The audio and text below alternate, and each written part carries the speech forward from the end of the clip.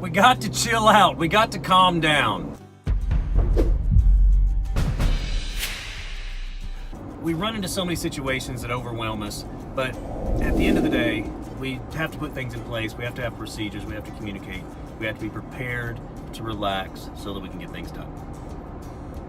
So what does that look like? Right now, things are going crazy. The phone's ringing. Clients are reaching out to you.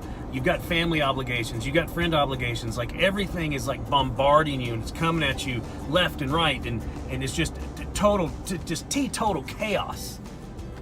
Well, it's pretty simple. It all starts with communication. And how you set that communication up is paramount. In the initial phase of the conversation with the client, with the family member, with your friends, it's all relative.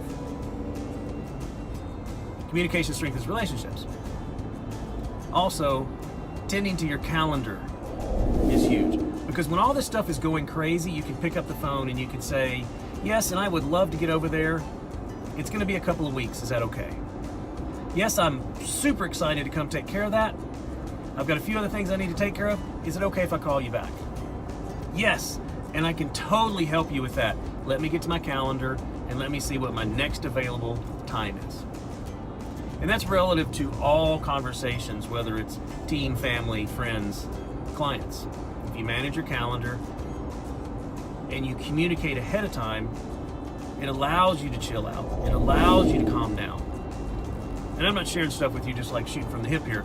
I was in complete chaos for the better part of 19 years. The last several, I've figured this out. I've learned to control my calendar. I've learned how to have upfront conversations. But it all stems from being organized, being prepared, being calm, cool, collected, saying no more, but really in the way that you need to say it is yes and, not just no, because nobody wants to be told no. But if you communicate clearly, you set those expectations, you set those guidelines, you allow people to know that they are important and what they need is important, it's huge. So set these conversations up. Set them up from the beginning. The goal of this conversation we're about to have,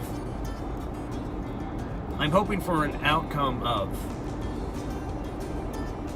so that you're not just rambling on and just basically a lot of noise explaining what's going on and hoping the person is following you.